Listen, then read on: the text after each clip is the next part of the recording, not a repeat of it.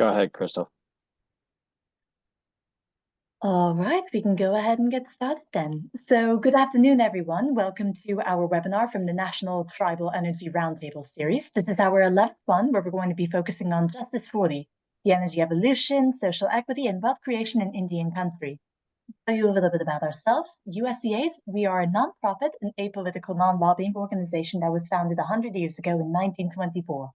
Our mission has two pillars of both importance. One of them is to serve as a resource by convening energy stakeholders to share policy, scientific, technological information, and to foster the advancement of the entire energy sector. Internationally, USCA promotes energy development by expanding access to safe, affordable, sustainable, and environmentally acceptable energy in partnership with the government. USCA partners with USAID, with Department of State, Department of Energy, and other government entities to expand and improve energy access globally. USA's team of international specialists implement projects worldwide, including building regulatory frameworks and sharing best practices to develop cleaner and more accessible and energy efficiency. Throughout our 100-year history, USAA has worked across 104 countries on 6 continents. We have 30 people multinationally working who speak 14 different languages. And in keeping with its mission to increasing understanding of energy developments domestically and internationally, USDA's Consensus Program, launched in 2008, is a cooperative program with the US Department of Energy's Office of Fossil Energy and Carbon Management. We promote consensus on the need to offer carbon capture, utilization, and storage and other carbon management technologies to meet the world's decarbonization goals. Under the Consensus Program, one of our efforts is to increase engagement with tribal communities that would use and benefit from the carbon management technology space. So we are partnering with Daniel to assist us with these efforts. Daniel Cardenas, he is the president of the Shasta Advisors LLC, and from there, I'll let him take over. Thank you, Crystal. My apologies if I have a little bit of a cold, so if you can't understand me, please raise your hand, and I'll try to be more. I'll try to make myself more understandable. Um, uh, and thank you, USCA, for this opportunity to have this series of talks about energy in Indian country. Today's talk on Justice 40, um, and if you've been if you've seen or participated in our talks this year, um, all of them have sort of been forward looking, not so much talking about what we've done in the past, but what things will look like in the future. And this one included with Justice 40.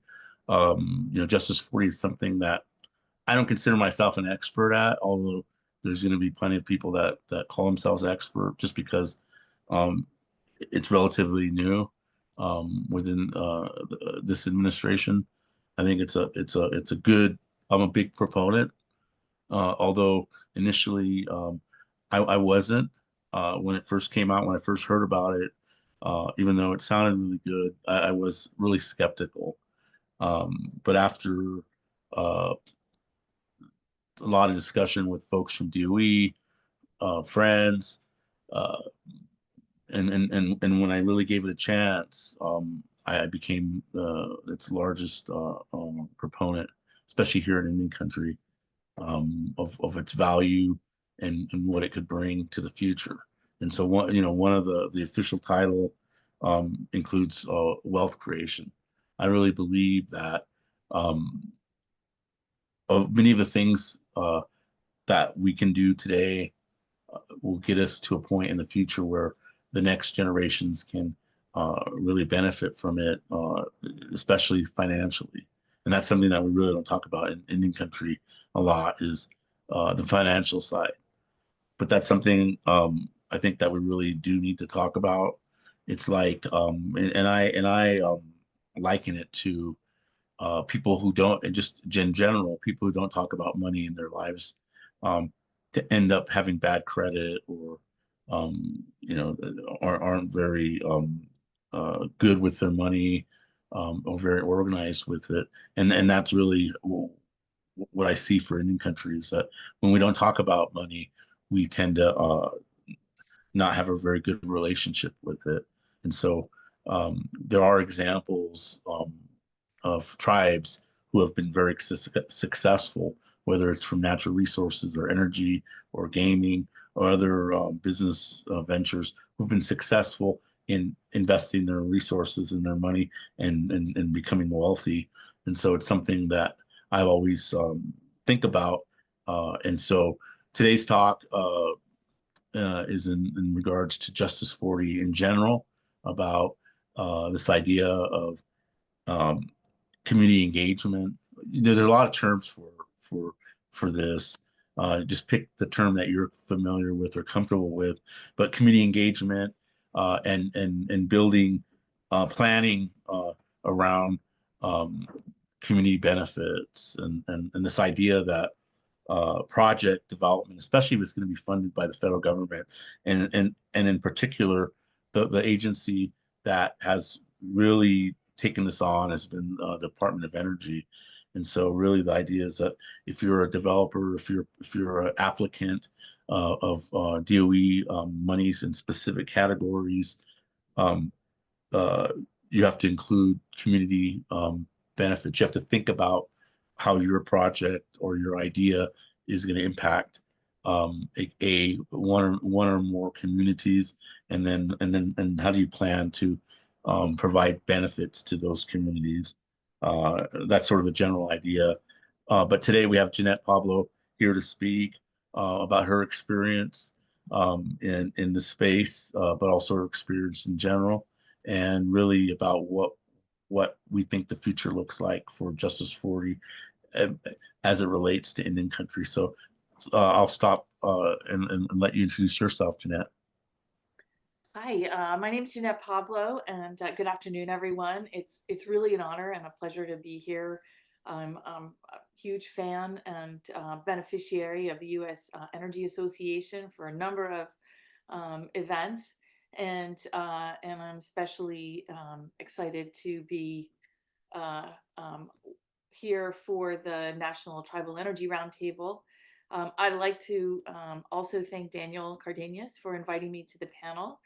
And, by way of background, my career has really mostly been in uh, criteria pollutants, and then early in my career, and then about 20 years of climate change policy and technologies. In the last 4 years, I went to Clean Air Task Force and we launched the Climate Equity Initiative. And the foundation behind that concept was that we're actually not going to be as successful, either communities or climate climate advocates, unless we actually work together.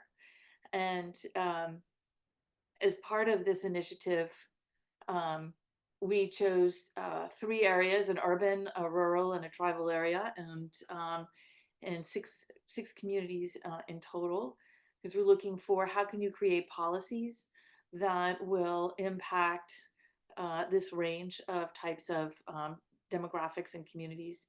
And one of the tribal community that we worked with was the Navajo Nation, specifically three chapters in the Navajo Nation, and near Shiprock. We spent about 2.5 years um, visiting them, doing focus groups, interviews, small discussions, and um, and a range of other research related activities. I have to say, when we started out, and this is I hadn't really thought about it until our conversation just a few minutes ago, Daniel, but actually sort of the journey of the climate equity initiative is probably pretty similar to the journey of Justice 40. We both started, I'm not comparing myself to the president or anything like that, but they were both very, in their own scale, ambitious initiatives, and um, and those of us who were starting them were not as familiar with this space as I was a climate person, not necessarily an environmental justice person, and so we started by sort of a theme of we don't know what we don't know. So we did an enormous amount of research before we even stepped foot into any of these communities. And we listened to a lot of webinars. We listened to, did about 50 interviews of environmental justice community leaders and experts. And then we started going and visiting in the Navajo Nation. And we published our report this summer, and I would say there's a lot of important information that we learned in terms of what is community engagement. And if you are not familiar with um, engaging with communities, it's a very different experience, and respect for their culture, their priorities, and actually even just how they navigate their work. You know, companies have a very different culture. The government also has a very different culture, and sometimes these cultural differences, I'm using culture in like a really broad way, can actually be the biggest barrier of all. So, for example, I will say there was a company that wanted to speak to one of the communities we were talking to, and they showed up. They wore their suits. They immediately introduced themselves, launched a video and a PowerPoint, and then said, um, will you support us?" And it was not a successful approach. Really, you need to get to know one another before you can trust one another. And I'll just sort of stop right there and let you. And I have to say, I'm sorry, interrupting myself, but I met Daniel because we also just realized at the outset that we actually needed individuals who represented a range of communities and tribal nations, and because they would be our guidance. And Daniel has been a huge contributor. We've learned so much from the advisory committee, and I wouldn't do anything without one if you're going to get into this space. So what thank you, Daniel, for letting me introduce myself in a super long way. No worries, Jeanette. I think this is important to try to understand our backgrounds, because that really informs our I believe our thought processes as we move forward when we start thinking about Justice 40, right? So where we're at right now, right? We're I think 11 days from our election, right? And everybody's hand wringing and sweating, and no matter what side you're on, who you support, it doesn't really matter. It's just right. We're at a juncture, right? Uh, and to me, in the area of Justice 40, um, because the Biden administration, sort of folks within the administration sort of created this concept. If there's Harris administration, not it is a separate administration, but I think more than likely it will continue and evolve. Um, and if there's a Trump administration, Trump two, my goal is to continue to push for the good things about Justice 40, and to support those and to advocate for those to move them forward.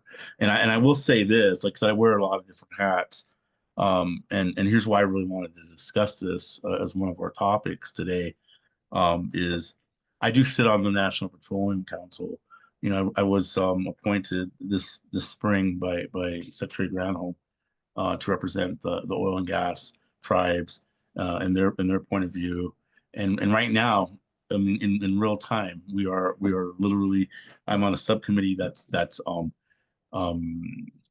uh, looking at the our next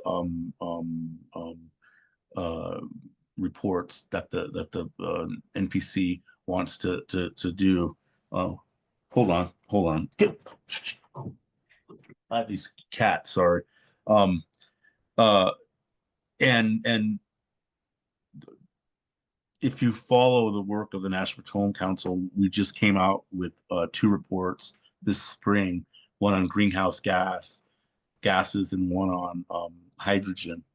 Uh, and the hydrogen report, for the first time, included community engagement as one of its key points. And so the National Petroleum Council leadership has sort of um, basically said to the world at our meeting in April with the Secretary of Energy that community engagement is going to be part of every report moving forward. And I think from the industry, that's a big vote of confidence. It's not necessarily called Justice 40, but it's in the same vein. And I think that's a big step from the private sector to be able to do, because nobody forced them to do it. And something that to me makes good business sense, and it's the right thing to do. So I'm really very optimistic about the um, the evolution of Justice 40 moving forward, no matter who wins our upcoming election. Um, uh, and you know, and so that's really why I think this topic is really timely, because of the work that you've done, that you spearheaded with the initiative through the Clean Air Task Force, um, uh, that we worked on for the last couple of years. But what's really intriguing for me is the evolution of that, right? So maybe if you can explain a little bit more about the work, and maybe how it relates, or could relate in the future of of your foundation, um, and sort of as a spinoff of the work that you did at the Clean Air Task Force, if you don't mind. No, I'd be delighted. First, I want to just, comment. I actually agree with you in terms of the lifeline, the life of Justice 40, because there's so many. There's been so much change and so much education and understanding of the value of working with communities. If you're a company, if you have a clean technology, if you want to do business in that area, um, I think that it's I don't know if it's a majority perspective, but there's a lot of companies and entities out there who are understanding there is an advantage to working with the community instead of kind of rolling them over. And local permitting is actually another kind of example for that. So what else? So when we started going into the communities, I'll give you our process because I think it's sort of, not a template, but useful. So the first thing we would do is we would find an ambassador, someone who knew us and trusted us, and that person had that same relationship with the communities where we were going. And that can make a huge difference. Um, so that was actually an invaluable step. And then the first action we did every time we came to each of our visits is we'd actually start with a dinner. We didn't start with a PowerPoint. We started with a dinner, and we hosted a dinner. We let the community leaders and members decide who they wanted to bring. They could bring anybody they wanted. We were not like policing that in any way. And frankly, the more people we got to meet at the beginning, the more um, closer we were able to come, because you have to have some really hard conversations and talk about. I wouldn't say we'd be talk about any painful topics, but we want people to be comfortable in talking about what they think is important. And another attribute of that is that I don't know, um, Eddie Batista and RFF did a webinar a couple years ago on researchers, and Eddie Batista's the head of an major EJ organization in New York, and he made the point that a lot of researchers just come into the community, they ask all their questions, they don't even like offer bottles of water, during the meetings, and they use up all the time of people who already are time constrained, with their jobs and families and resources, and that really resonated with us because um, you you know you have to respect the value of people's time.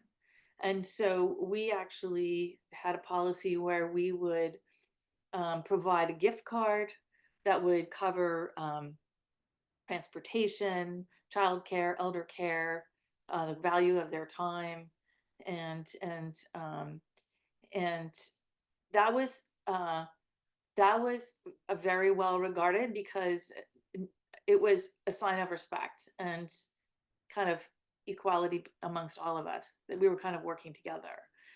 Um, we we also had small group discussions, particularly with the community leaders.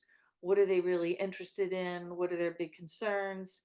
How do they see the future? That's a lot of conversation, but particularly in the three chapters in the Navajo Nation, the jobs issue um, is pivotal. It is, in the words of others, an existential threat because the lack of jobs mean people are moving out of the nation, and families are getting broken apart. And so this is a very serious situation, and kind of along the lines um, of opportunity. We realized quite quickly that within a few exceptions, most people had to go out of the nation into Farmington, in New Mexico, to get internet, sufficient internet. And, I would also note that, in terms of the digital divide, um, let's say 1.5% of urban residents in the US lack high-speed broadband. On tribal land, it's 28% lack high-speed broadband. And when you think of all the opportunities afforded by broadband, education, remote jobs, etc., you can have a better understanding of how serious a deficit this is. Again, electricity. I know uh, you've talked a lot about electrification, Daniel, but according to the World Bank Group, the United States population has 100% access to electricity since 1990, and but actually, 1 in 7 Indian households living on reservations don't have electricity, and that is actually mostly in the Southwest region in Alaska. So, so let's see, what else would you like to talk about, Daniel? Well, could you talk a little bit about what the reason I ask these questions, because it'll relate to where I want to go in a little bit, but really about um even though it may not be related, but really it's intriguing to me, um your foundation. Um, so could you, I Sure. mean, with So, what you can share, yeah, where do you see that going, the work that you're doing? And maybe you could explain why you sort of, it's a different initiative than the Clean Air Task Force. Maybe because I don't know, I don't have all those details, but maybe you could talk a little bit about how that came to be. certainly. So Armin Cohen is the executive director and founder of Clean Air Task Force, and I have to say he's quite a visionary. And it was his idea to start this climate equity initiative at Clean Air Task Force. But Clean Air Task Force also has a history of spinning off programs that they've matured in in the task force. One example is the Nuclear Innovation Alliance. And so we decided to spin off. The Climate Equity Initiative became really big. And we produced over, I think, about 15 reports in 2 years, and actually several films that are still under review but soon to be released. And so it became very big, and we decided to spin it off. And I think it was a very good idea because when you have you have a climate organization, right? A climate advocacy organization, and they're advocating for a range of technologies. And then you have a program that's really focused on, the intersection of environmental justice and climate change, but really you're working with communities, particularly um, environmental justice communities. And when I really thought about it, there's an imbalance there because there's a range of perspectives in environmental justice communities regarding some of the technologies or a number of the technologies that climate advocates support to reach the climate goals. And so that imbalance actually was inequitable. Like, so because the environmental justice communities didn't have the parity in terms of their positions and on these technologies. So we started the Climate Equity Foundation so that everybody would be on the kind of the same platform. That and we're, I mean, I'm a huge climate advocate, but have decided not to take a position on technologies, although I'm exploring technologies and how they might impact communities, how communities may benefit, how communities may why they're not interested, and and I think that it's just a much more transparent and equitable arrangement and easier to have trust and hopefully have some difficult conversations.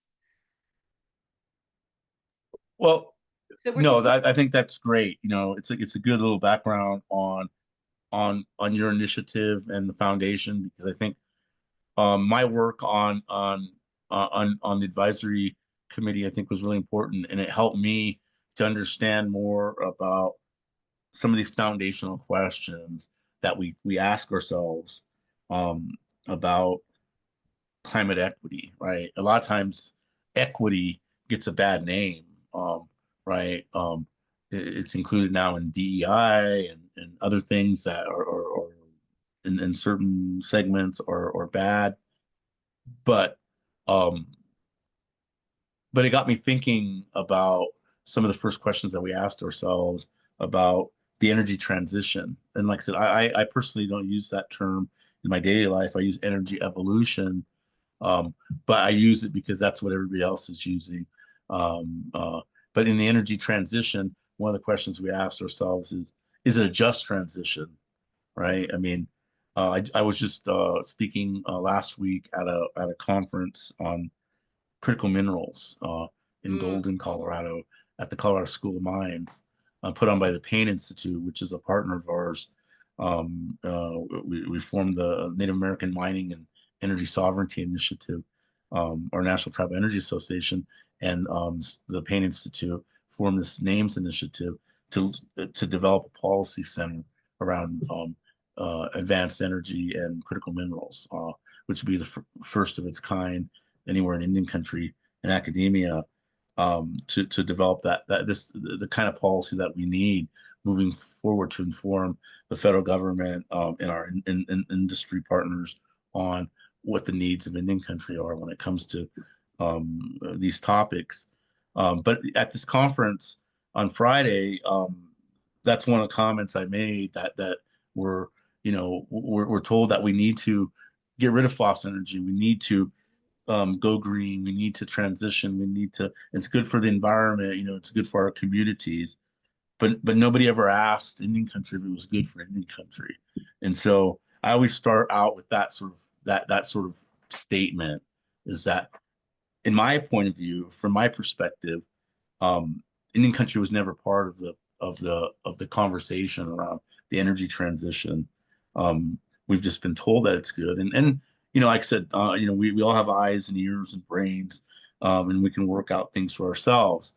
But a lot of times, um, in Indian country, we're inundated with so much information, right? We live in an information age, right? We're terabytes, right? Terabytes of information is created probably every hour, on the hour. I don't know the statistics, but it's huge, right? Since the internet started, the modern internet, and You know, but we in Indian country, it's really difficult, like other communities, um, on interpreting the data. So we have all the data in the world, but we can't read it. We don't have the tools. We don't have the people. We don't have the expertise, and that's some of the things that we're trying to do with our names initiative. But it's really goes to the heart of this question around engagement and is to me information, right? People throw a lot around a lot of acronyms, and which I don't really like to use because again because of the connotation in certain segments. But lately I've been talking a lot about FPIC, right? Free and prior informed consent, which is a term that's used in the context of the UNDRIP, um, the United Nations Declaration of the Rights of Indigenous Peoples, um, which I look at that. I'm not a 100% follower of that or believer. I just look at that term, and if to me the most important part of free and prior informed consent is informed. Um, our communities need to be informed in order for us to make decisions on a particular project, on the energy transition, on renewable energy, on fossil energy, on critical minerals, on you know, whatever, um, who to vote for president. We have to be informed, and then have the tools to be able to make an informed decision, a self-determined decision, especially in our communities. And so I can only speak to our native communities, but you know, all the other communities also, in a way, have to make those determinations and decisions on their own. But the bottom line is that we have to have information, and then we have to have the tools to um, interpret that information. And right now we don't. And so in some ways we're at, especially in Indian country, because of our uniqueness in terms of our the special relationship between the tribes and the federal government, this trust relationship. We have to depend on our trustee, um, uh, excuse me, in terms of um, them helping us to make those decisions. But a lot of times, right, love it or hate it, the federal government isn't always the best partner that we can have or have had in the past. But I always liken it to being in a marriage that you can't get divorced. I mean, there's absolutely no mechanism for divorce, and that's the relationship between the tribes, the 574 federally recognized tribes, and the federal government. There's there you know, we're kind of stuck with each other based on these treaties and based on these other prior agreements, moving forward, a never-ending relationship. And so it sort of segues into this idea of community engagement around Justice 40 is a good way to sort of uh, sort of um, couch this conversation, because for example at the Colorado School of Mines, they're looking at the mine of the future, Mhm. looking at a generic kind of mine, but looking at how do you develop the mine of the future, how do you make each of these processes cheaper, more efficient, um, better for the environment, more sustainable, you know, less carbon footprint. And a big component of that is how do you engage? How do you get community consent, right? And the it's the understanding that community engagement and the determination of community consent is an ongoing process from before you have a project through development, through permitting, through finance, through construction, through operations, and then remediation and enclosure, right? Through a life of an average generic mine that's maybe over 40 or 50 or even 100 years. This idea that engagement never ends. Yeah. And so there's a lot of people in our community, in our tribal community, in the scientific or the consulting community, the folks that do NEPA, and I'm not a NEPA expert by any means, but these people, these companies that get hired often to do these, usually are just hired for the permitting stage. And if we can get the permit to operate or the permit to construct, we're good, and we don't need to talk to those communities anymore. That's the old way of doing things, right? And so we're really interested in how do we do things for the future. And really the just like the in 11 days we're at a juncture. In the long term, um, our communities are in a juncture in and around critical minerals. And um people probably get tired of hearing me talk about critical minerals, but it's very important, right? To the if we understand the science and if we understand how things are moving forward, no matter what, even if we use less um, renewables, even if we're more efficient, or the renewable technologies moving forward are more efficient, so we don't need as much, or even if we increase or decrease our fossil energy use, the bottom line is that we're going to need more mines. We're going to need more metals. We're going to need more minerals, just to keep up with our population growth, not just here in the U.S. but around the world. And what does that mean for Indian country? Given that Indian country has, from the information that we have today, Indian country has the majority of the critical minerals, or the top critical minerals, or within 35 miles of an Indian reservation. Um, Not many of these mines, probably almost zero critical mineral mines exist on a reservation. It's not because those minerals don't exist. It's because um, there's lower hanging fruit on other federal lands, private lands, and the industry doesn't feel like it needs to go to Indian country right about now. But I take the opposite approach and basically saying now's the opportunity at the beginning of a new industry, basically, although it's not new, um, but really a new focus as we move forward, no matter how we think about the energy transition, um, uh, to think about community consent, community engagement, and really Justice 40 is sort of the umbrella term for that conversation. And really what you pointed to earlier, organizations like yours. So Indian country can't do it by itself. So that's what we found early on is we don't have the capacity. That we don't have the capacity for a lot of things. And that's what we always depended on our trustee, on the federal government to do. But as we moved into the self-determination era, which started in the mid 70s, we started to take on a lot of those uh, responsibilities ourselves. And so it's hard when you have to sort of teach yourself how to do all these things.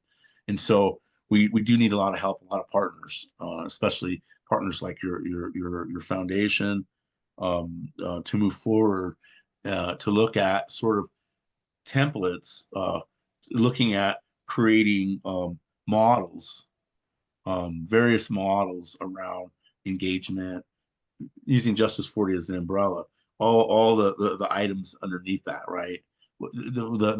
Really the focus has been with this administration, as it's evolved from the beginning of 2020, um, 2019, 2020, when the administration came in, um, uh, to today, um, really how Justice 40 has evolved is moved from this idea that initially, for a very initial period, it was a dollar figure, right? That's where the 40% comes from, and then it was like, oh no, we don't really mean it's 40% literally. Then it became 40% of the positive impact of these projects, but we really can't put a number on that, because what we were finding was proponents, applicants, project developers didn't want to commit 40% of their dollar, of their grants towards these kind of ideas. At one point, it's not written down, written in stone, but I remember people from DOE saying, "Oh, we're going to increase the size of these grants to account for Justice 40," but that really didn't happen. And so, um, and for some, I can understand the this idea of Justice 40 being sort of a unfunded mandate, right? We've got to somehow engage with communities that we never had to before. We had to increase our applications.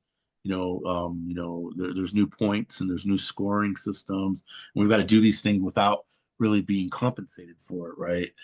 Um, uh, but there's a lot of different kind of opinions around that. But what the bottom line for me is really what has come out of Justice 40 really is less about the actual financial part anymore, right? It's just Justice 40 is now just a term, and really how it's evolved is into this idea of community engagement, which although it does cost money, it's known, excuse me, when I've talked to different developers, different applicants who are successful, especially the ones that are getting $1 or $2 billion from DOE, 40% is in hundreds of millions of dollars. And when they start thinking about all the things that they potentially have to do, they start balking. And there, I'll give one example. It's not really public, but there's a tribe that did a community benefits agreement, right? So this is where I was going to go. Is really what it's distilled to this day is community benefits agreements and community benefit plans.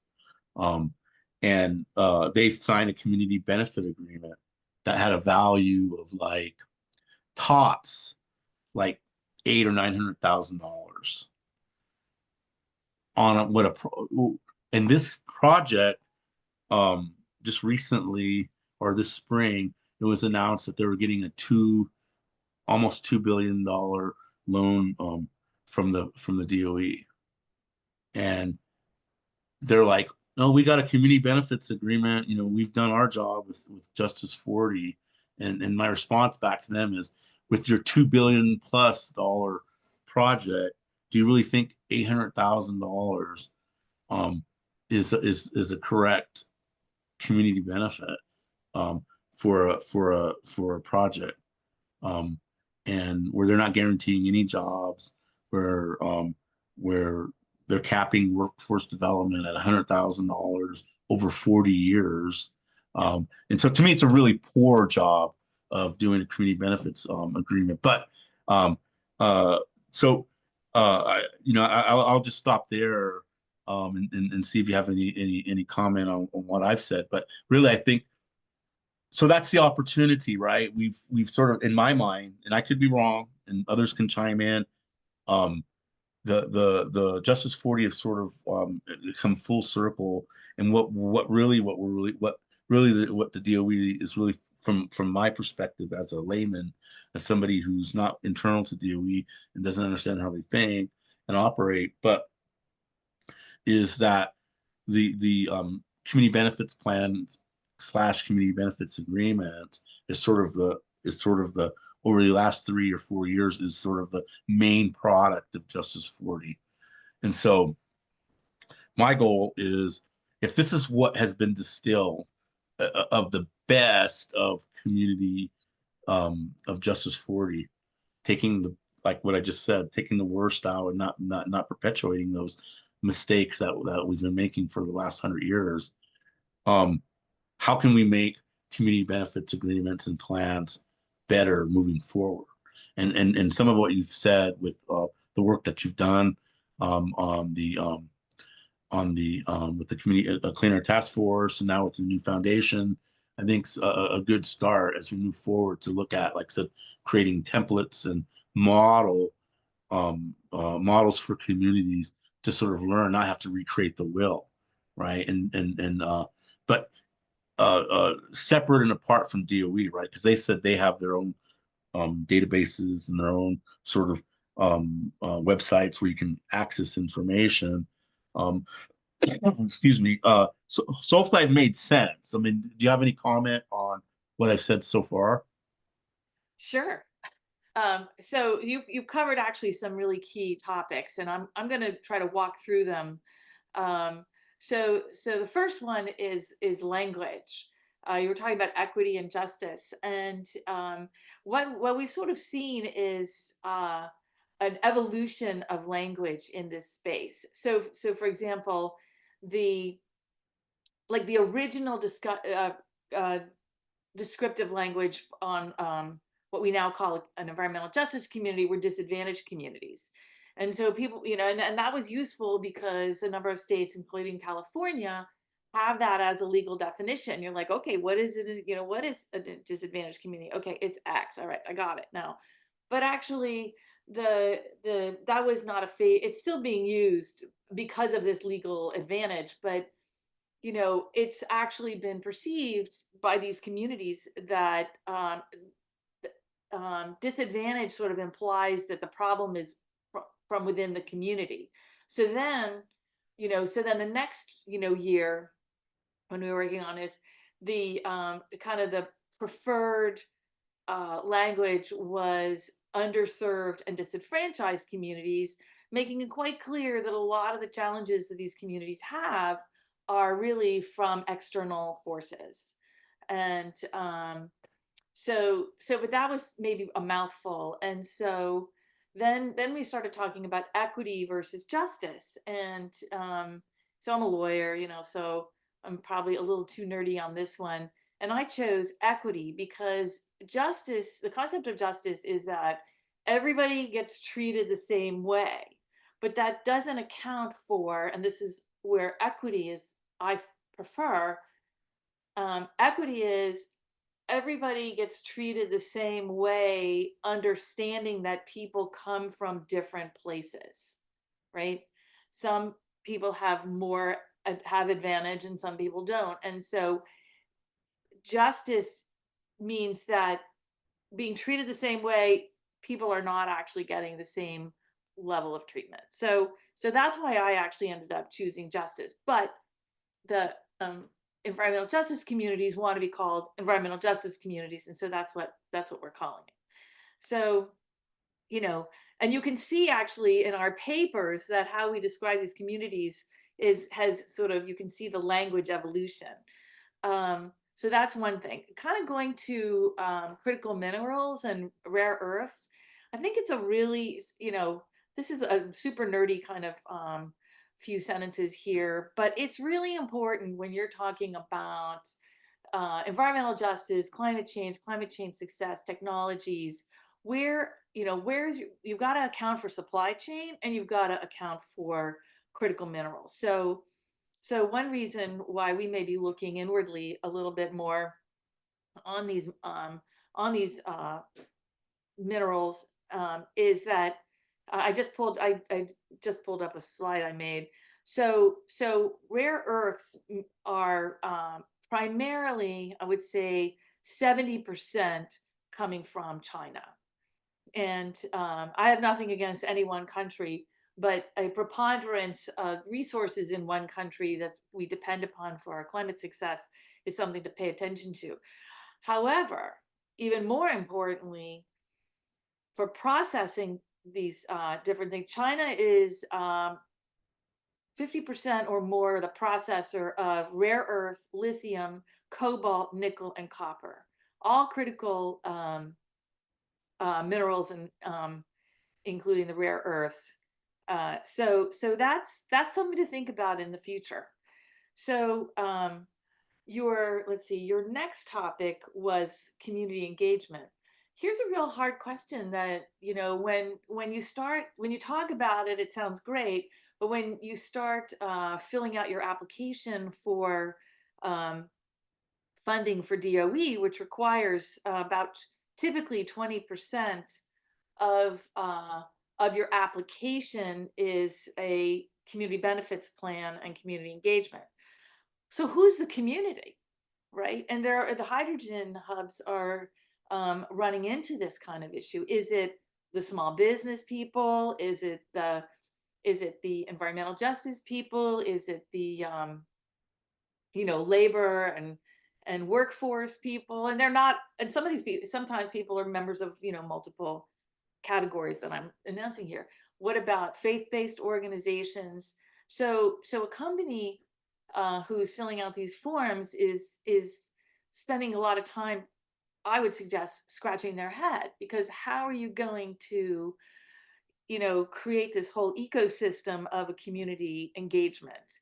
And and then what is a community benefits plan, or what are community benefits? And I'll sort of get a little one of the so in our papers we have, they're all templated, right?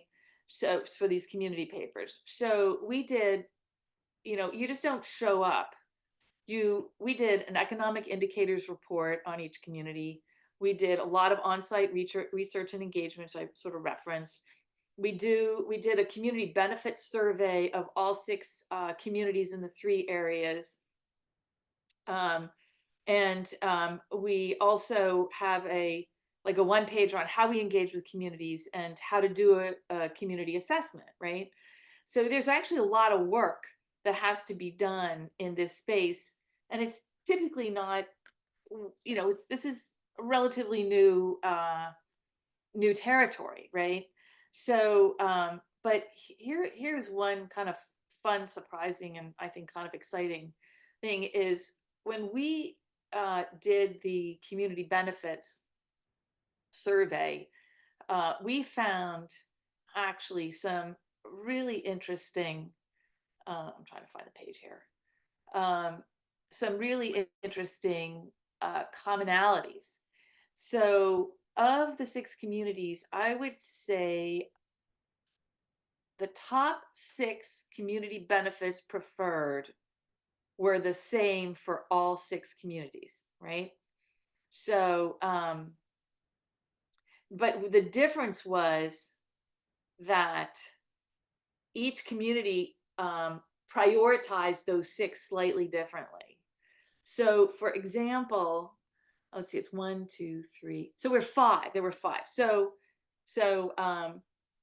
In the northern chapters in the Navajo Nation, the community benefits that they wanted were top to bottom: requiring construction of affordable housing, funding for mental health and substance abuse services, improving water quality, increasing climate resilience, and funding for cleaning the local environment and reducing pollution. Meant, the mental health and substance abuse services were also prominent in the river parishes.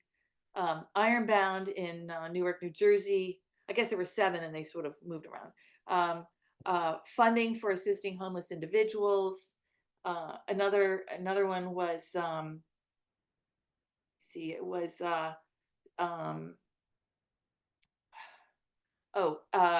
senior citizen centers. Now, when you kind of think about that, you're like, well, duh, that's what a community needs to thrive, is basically taking care of people in the community and helping them improve their qualities of life and address external environmental challenges. So, um, I think, how do you navigate all these things? Well, one approach that we're taking at the Climate Equity Foundation is to try to create a template of what are the boxes that you need in your community benefit plan, right? And you need a community engagement process. You need to identify every community. You can have, I think you can have a template, but how you deploy that template is going to be different, right? So, for example, one community has, no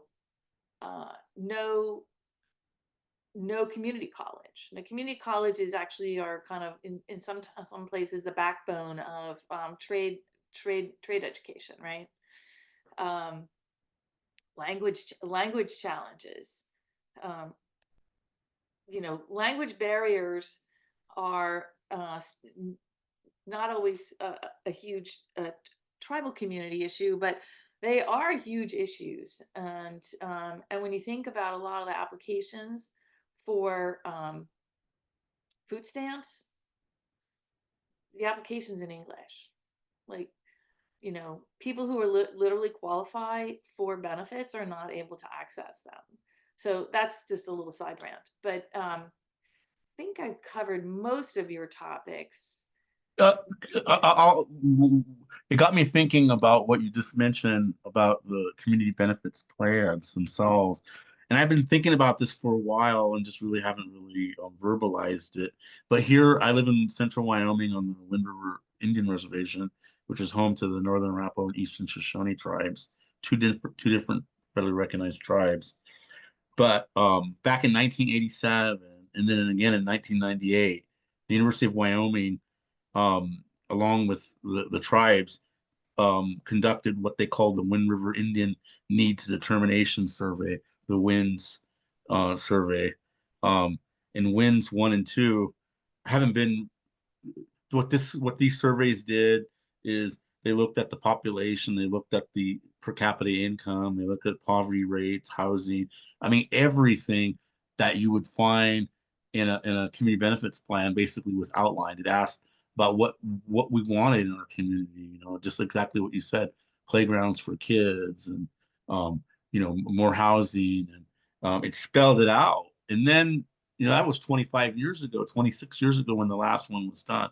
And I don't know if it was because of funding or every so often these things come through Indian country because we have different administrations and they have different priorities. So different agencies have pots of money for these kind of things. Or it could have just been something internally to University of Wyoming and the state of Wyoming. But they did a really excellent job at sort of clarifying at that time. Obviously, it needs to be updated, but to me, if every community now first, right, you had mentioned, well, what is the community? How do our communities see each other? Um, and how do we break that down, right? Where I live on this reservation, I live at a certain place. We, at where I live is called St. Stephen's, but really it's part of the lower Arapaho community. And 20 miles down the road is another community called the Ethity community.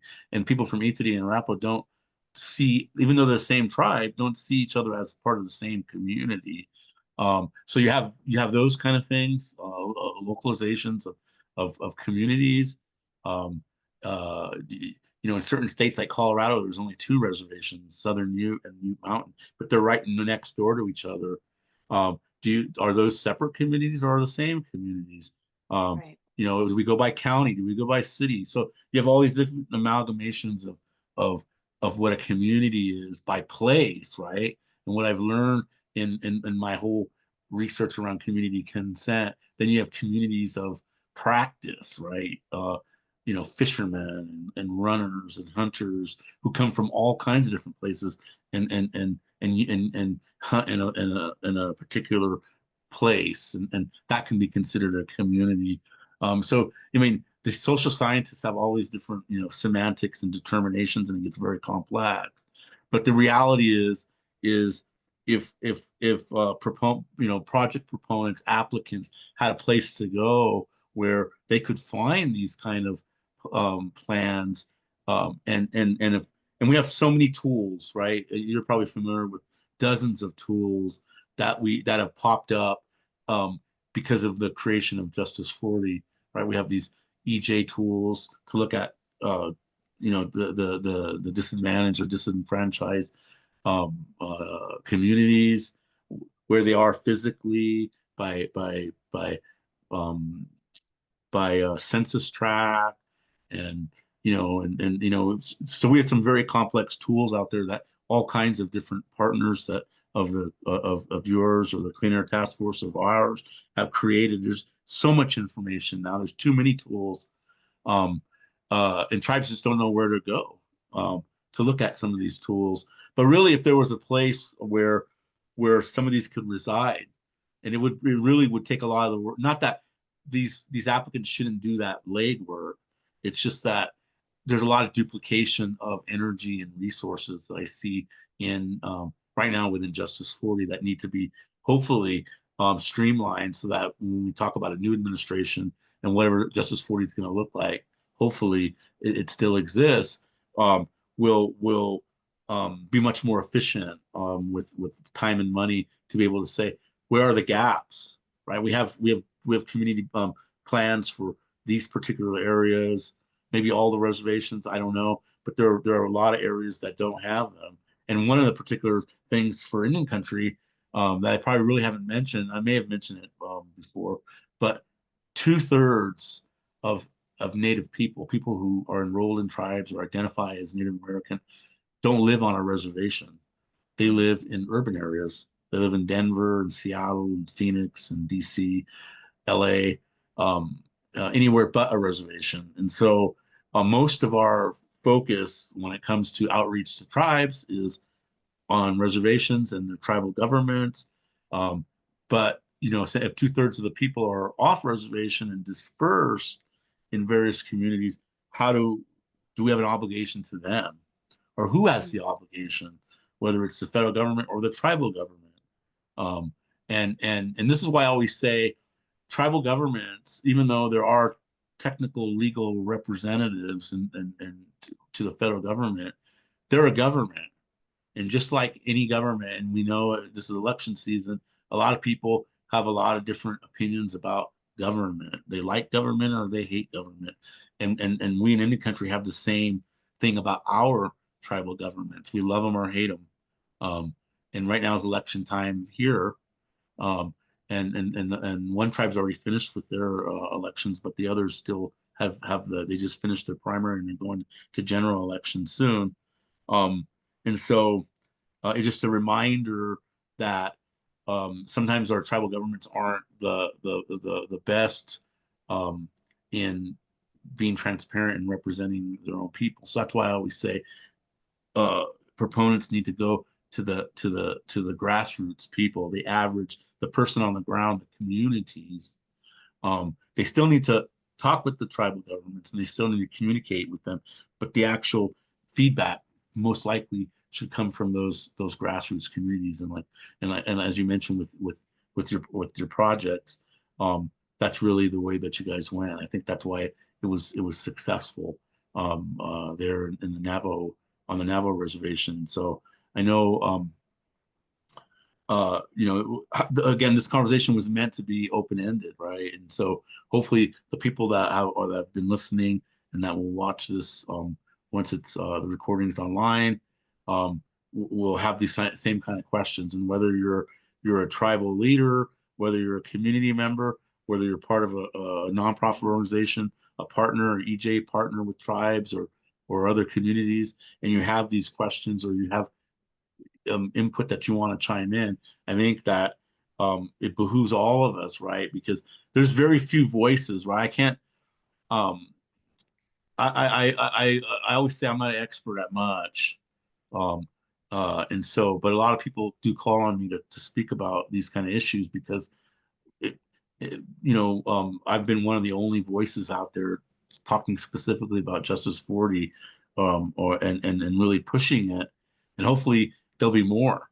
And the only way there's going to be more is if people start asking questions of their leaders, if other organizations, partners start asking questions, and hopefully they ask questions of people that want to give them answers. And so organically will create more folks in this space. It's not, like I said, but the difficulty as we move on some of these topics is there's very few people to talk to, or it might be the same people because we wear different hats. And so I like your comments on the evolution of the semantics of the terminologies around Justice 40, because some people get really caught stuck on certain words, right? Language is important, right? And as you know, English is I mean, it's our language, but it's a very complex language, especially to people that aren't from here to understand all the rules. And even a lot of Americans don't understand the rules. But so with language being important and that's how we communicate, they rightly so get stuck sometimes on like you said, justice or equity or various terms and we once on a project that I'm on, and these were all professors, PhDs, about 10 or 15 of them. We had hours and hours of discussion about what is consent. I mean, we can look up the word consent in the dictionary, and each of them had a totally different or related definition of consent, and what's community consent.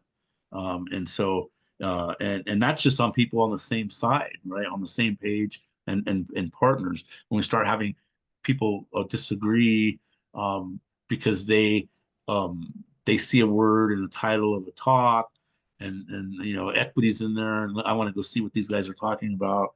And to me, all these catchphrases sometimes do us a disservice when we really are talking about things that are really important, even if we don't see them as important, or our communities don't. And so that's the hard part. That's the part of my job that's very difficult, and of yours as well, is to sort of try to help people understand what they don't know, right? That's the main thing. We don't know what we don't know, and sometimes we don't know where to start. And so that was really the point to this, is to get some juices flowing, and some discussion around Justice 40. I mean, this is something that we can talk about. And now they just had Justice Week, I think, in DC. DOE just did last week. I believe it was last week. This is something that you could talk about for 40 hours in a week and still not be finished. And so the intent was never to sort of come up with a solution in an hour, but really it's just to get examples, right? Because there's not really a lot of good examples in Indian country, to move on, right? And so that's really why I chose you, because I consider you an expert in this space. Um, Even if it's not specific to Justice 40, it really, you guys you're dealing with all the foundational issues, to Justice 40, and maybe when we have uh, the link for the recording on that email, we can include the links to the reports that you mentioned, that the Clean Air Task Force did, the reports that you worked on in your team over the last couple of years. I think those are really important, I think, to read, to sort of get ideas about how we should do things in Indian country. And to me, it's a really good start. And so I know we're over time. So I apologize for going over, but like I said, this is really interesting, but a really important topic. I found moving forward, and hopefully will continue to be a really important topic moving forward. And so if you had any last words, Jeanette? Um, this is, I think, in spite of the growing pains of Justice 40 and some of these other programs, I think they're really game changers. And I think this space has changed forever in a positive direction. You can't, like, I don't know what the right analogy is, but it's not going to go away. And there's a lot of investment in it. And I think there are enormous amounts of advantage, but just would like to work more with people and and keep it going. The papers, there are a couple of reports I mentioned that identified challenges, and I just really want to emphasize that this is a positive development because massive changes of government, um, whole of government activities, they are going to take a while, and it will take a while to get it right. And it's up to many people, including us, to help make that happen. I think I see a question. Oh, no, that was the Okay. I okay. got Yeah, it. it is a All question. right, great. So thank you very much for this exciting conversation. It's always a pleasure to work with you, and I look forward to working with you more. And, you know, when I started out, I wanted to work with 7 areas because there's so much to do. And pretty quickly, I realized when you were talking about how you're with a community forever, it's like you aren't permanently married. You just can't walk away after working with a community and getting to know people and understanding their challenges, but also their resiliency. And that's how I feel about the communities I've been working with, and I'm looking forward to continue working with them. And um, but I was like, I'm I'm really permanently married now, so so it's something to think about. It's a very different dynamic than um, a lot of the things in the rest of the world. Thank you. No, no, for sure, Jeanette. And I'll end with this. What you just said is reminded me, because I just had gone to the doctor, and back in the day, right, when we were younger, when we went to see the doctor, medicine, like the idea of medicine as a thing, not medicine, the pills, was sort of something that was done to us, right? We were sick, the doctor prescribed something, and we go off. Um, Nowadays, we have a relationship with our doctors or providers, so it's something that we're doing together. Um, and uh, and so it's the same idea about these various projects that happen in country. The old way of thinking was these are projects that are something is done to our community, impacts us. Um, but the way I look at it is the new way of thinking about it is it's something, it's a process that we have to go through together. And if we think about it in that way, we can start thinking about how to look at equity in different ways, not just as something um, that is sort of like it's something that we really can't put our finger on. We know it when we see it, right? Um, uh, Down to something that to me is when I think about equity, I think about a literal equity in a project, right? Owning a project. And so if we start thinking differently, um, then projects aren't just something that's done to us. Projects can be something that we can work together on and really benefit from. That's to me the ultimate benefit is if I can change as a person on the ground, can change the way my community thinks, bringing in these outside terminologies and these experts from the outside and sort of educating our community from within, from the bottom up. Over time, we're going to start to think about things in a little different way versus how things are like I said, have been perpetrated in the past in terms of, like I said, in the space, right? Tribes were only thought of in the past was we got to sign off on NEPA. We got to check a box. We've got to go have consultation and do these things, and then we never have to talk to them again. That's the old way. And the new way is, like I said, constant communication throughout the lifetime of a project. And I think that's starting to gel in the industry, in the mining industry, and in the energy industry. And so I think that a lot of that hard work has been done, even if the federal government doesn't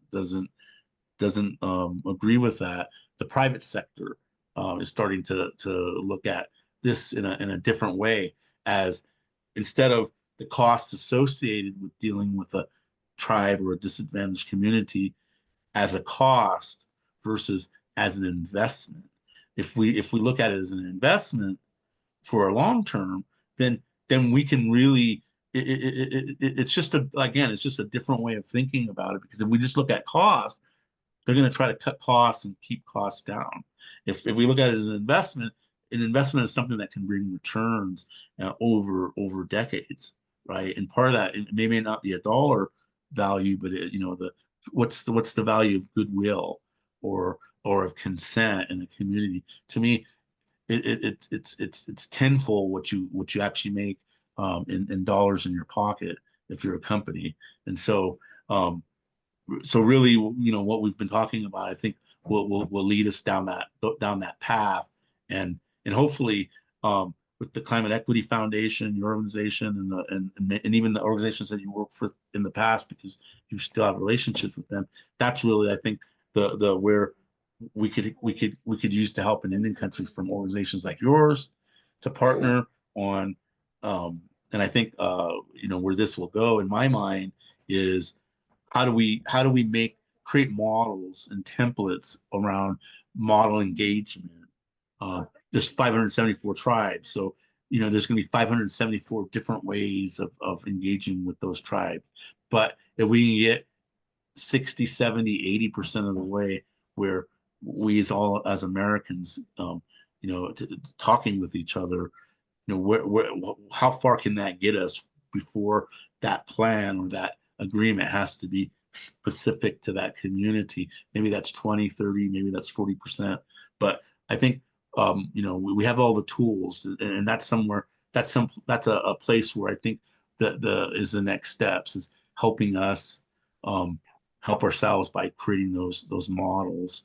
Um, and so again, thank you, Jeanette, for agreeing to speak. Thank you, Crystal and Alex, USCA, for agreeing to host this. Thank you, audience, who have stayed. Um, uh, and uh, Do we have some questions there before? is a question. The first one was more of a comment. I can read the comment. Jib Wilson says community outreach is multi-pronged. Folks to be addressed are those who are near projects as well as tribal governments. To be successful, first and foremost, you need to establish trust. You also need to learn about tribal values and customs as it shows you're interested in them and their needs, which is true. Um, um, the question comes from Brad Warren. Thank you both. Great presentation. Question: is the term consent a sufficient standard, or should we be talking about something more like co-design, co-authorship? I can take reply offline, and then Brad at global oceanhealth.org. Maybe that's something that maybe if you had some time, Jeanette, that you could think about. Maybe have and I can come up with a response too, and then we could both respond to Brad offline. Well, just what I would say is, I think we have to be careful about mistaking like essentially legal definitions and things like that as the answer. Just think about all the lawsuits out there. So I think it's a lot about that, but it's also about you have to have trusting relationships so you can actually navigate the really hard decisions or changes of perspective and things like that. It's a negotiation and it's a relationship because there's no word, no definition that's going to, you know, be the magic thing that everybody's going to agree and continue to agree forever. So, and again, this goes a little bit to the culture, um, culture of a community versus a culture of, you know, say corporate America. But No, I agree.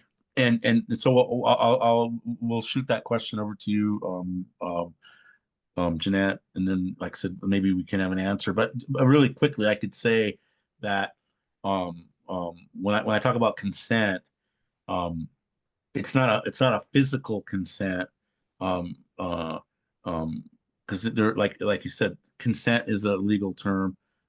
Assent is also a legal term, and I look at it as consent is the process of engaging.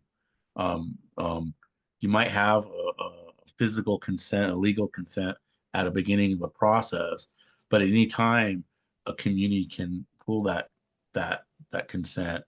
So I look at consent and more generally about a process of engagement is consent.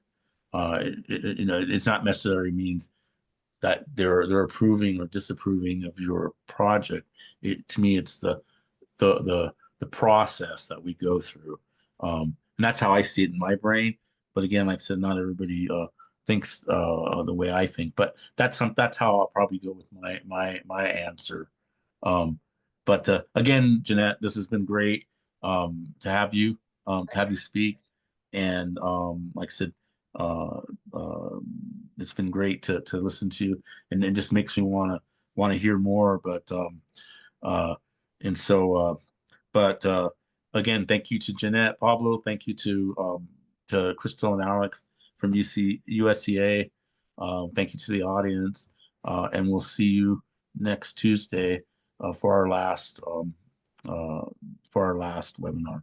So thank you again, and you, we'll see you soon. a Thank you, pleasure. Daniel. Thank you, Jeanette. And if that's all, then I will be closing it out. Thank you.